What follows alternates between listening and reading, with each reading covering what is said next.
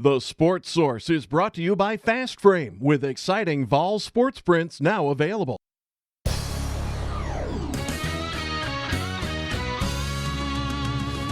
You are watching East Tennessee's first and only year-round sports talk show on television. This is The Sports Source with your host, John Pennington. Good Easter Sunday morning to you. Thanks for joining our family here for a little bit of Easter sports brunch. We're going to be talking Vols football. We're going to be talking Lady Vols basketball. We're going to talk Vols basketball recruiting. John Calipari, Kevin Stallings. If you heard the news there, you have to wait. That's a tease. Steve Spurrier, latest on the lawsuit. We got some numbers that I think you'll find interesting. They're starting to float around on the internet. We break them down for you. Let's take a look at them right here. Lots of stuff coming up today. Let's get into it. First segment of our program brought to you by my friends at Tennova Healthcare. I have been unlucky enough to need hospital care twice in the past 5 years, once for a torn quad, emergency stuff, once for cancer. But I have been lucky enough, or wise enough, no one here would agree with that, but I have been, to turn to Tennova Healthcare on both occasions. Not treated like a number at Tennova, treated like a person. That's the great thing. The care in healthcare, they put it there. Tennova Healthcare, Tennova.com to learn more about the group that I and my family turn to in times of health needs. They do a great job. All right, this is who I turn to on Sunday mornings. These guys do a great job. We got Bob Hodge, freelance contributor to the Knoxville News Sentinel. We have Josh Ward, who co-hosts Sports 180 Monday through Friday on the Sports on WNML, Sports Radio WNML. I'm still trying to fight off the sports animal stuff. We got right there Vince Ferrara back with us. Of course, he's the host of the Sports Page Monday through Fridays on Sports Radio WNML. This job is so much more difficult than you'd think. Speaking, it's hard. And down there a long time, Tennessee sports writer Chuck Cavaleris. All right, let's see if I can start talking straight. Tennessee can't do anything without a slogan. So yesterday was Competition Saturday. Everything has to have a name over there. Competition Saturday, it was kind of a pseudo scrimmage. It was elements of it were 11 on 11. They had some thud stuff. They had some tackle stuff. They had some two-hand touch stuff. Mixed it all up. The Vol defense claimed it won the day. And I think everybody right now is focused on that defense because, one, you've lost some bodies. Two, you're having to install a new defense. When you look at the number of people who are out right now for Bob Shoop in his first year, he came in saying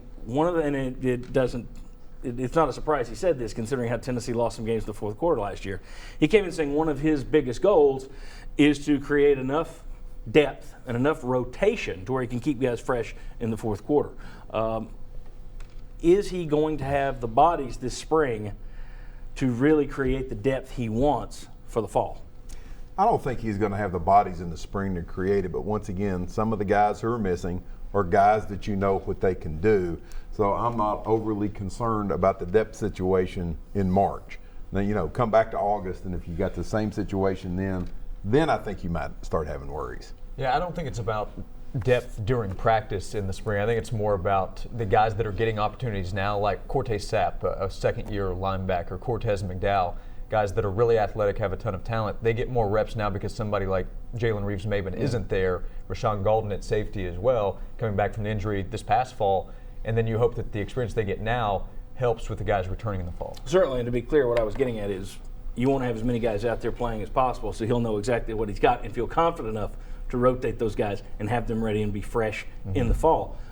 Vince, your thoughts. Chuck, your thoughts. Yeah, I think Josh hit on the key, and that's that you're getting guys experience that they may not get in terms of number of reps and situations. Now, they're not putting the full defense in there because Bob Shoop is adapting to that, but they still have a lot of reps. In fact, they're even closing and shutting down practice a little bit early because they're getting guys on the D-line too many snaps, so they have to dial them back. That shows you the opportunities that are there for some of those other guys. Yeah, you got 11 players out? 13 of them. 13 now. You Got had the Bates two and linebackers, Reeves-Maben. yeah. So I think it's really hard to do both the install and the depth, especially until you get some of the incoming recruiting class to maybe see if there's anybody there that can help step up. Agree with what everybody else said. You know what you've got from a lot of these guys, though. The one smart move, it's not unheard of by any stretch. Smart coaches do this, but it's good when you've got a smart coach to do it. Bob Shoop, rather than coming in with his own defense, his own terminology, and making all the assistants and all the players learn his system, He said, well, the heck with it. I'll just learn your terminology and implement my system, but you're not going to have to worry about a new vocabulary. I think that's a good step. I mean, that makes it a heck of a lot easier for his players out there. It's extremely smart. And some of the players are asked, well, what have you guys done in terms of the install of the defense? And they all say pretty much the same thing. And that's, well, there's really not that much different. They're going to be more aggressive, and they're going to be different tweaks to it with Bob Shoop and what he believes in, his ideas and philosophies, but he's adapting to the players, and I think that's smart, especially because there's a lot of guys out right now too. Well, I think that also aids those guys who are out. You know, a guy like a Reeves Maven who knows what he's doing. He's missing time right now, but he's not having to sit out there and say, okay, what would I call this play on this situation? What am I doing here? That's not part of it. Now it's just studying film, same terminology. There's nothing added to it. I think it's a great move. I think it's probably an underrated move by fans, to be quite honest. To come in here and for him to be, the word you used, that smart, and to come in and make it as easy as you can on your players, I think there's a reason. You know, coaches fail a lot. Assistant coaches come and go, they fail. Head coaches fail. And I think one of the reasons is it's my way. This is the way I do things, and you come in, and I think it's fantastic with a defensive unit that was pretty good last year and was getting better towards the end of the season. Hey, let's make it as easy on these guys to adapt to me, and I'll adapt to them. I think that's an underrated thing. And it's also, you see it more often in the NFL where a coordinator comes in and everybody has to learn his terminology. That's why you always see on offense quarterbacks that have gone through multiple coordinators. It's always difficult for them. At the college ranks, one thing that makes this different is usually you'll have the new coordinator bring guys with him, but he's the lone new guy. So literally, it's the opportunity. Okay, we can make 100 people change or 50 people change, or it'll just be me. So again, I think it's good stuff. And with Bob Shoop's experience, you would imagine he's going to be able to more quickly make that adaptation than everybody else. And your biggest fear, especially Tennessee's concerned, is that 2008, you bring in Dave Clawson, how'd that go? 2012, South Sincere. Now, that was probably an extreme example, but from Tennessee's side, that's your fear, especially with high expectations this year, that too much change could cause too much confusion. Instead, Bob Shoop changes. Yeah, a lot of times I think it's the old square peg into the round hole thing. I mean, you're trying to do the same thing, essentially, and then halfway through the season, a lot of times, coaches say, okay, we either need to simplify or go back to what you know. Yeah. You know, by then it may be too late. And Bob Shoop has done this at other stops. He's adjusted to his personnel before. And I think because of what you guys have said, Bob Shoop, Butch Jones deserves a lot of the credit for this. I think this was in his plan to not change everything. This is Butch Jones' whole setup. Bob Shoop is coming in as a complementary piece and enhancing the defense, making it more aggressive, fitting the personnel. I think Butch Jones deserves credit for this. And I think you can trace it back also to the way Bob Shoop was basically interviewed. Threw him in a room with the assistants and said, you guys work it out. Yeah. Who's going to coach what? How are you going to do it? And I'm sure at that point they initially said, all right, I'll learn your system rather than the other way around. But I think that goes back to the way Butch Jones just kind of said, all right, I've had my meeting with him, figure it out. And I think that you're right, he does deserve credit for that. Very quickly, and this is one of those things that I hate about spring practice, you want to see the defense create more turnovers. That's one of the big things. They're going to push for more turnovers. All right, well, yesterday Cam Sutton had an interception. That was it, only one turnover. But isn't that a good sign that your offense isn't turning the football over?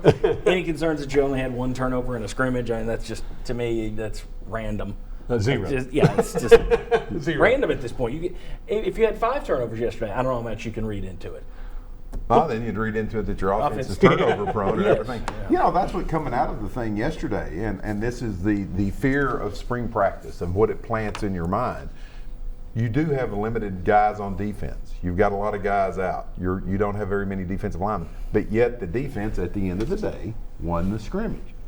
So if you're a Tennessee fan, are you, we've got the depth, or are you going, gee, a beat-up defense just beat our offense, and our offense is supposed to be really good, and now you worry about it. Of course, you got your side versus your own side. Yeah, I mean, it's impossible to tell with these spring trips very quickly. Yeah, I was there. I watched it.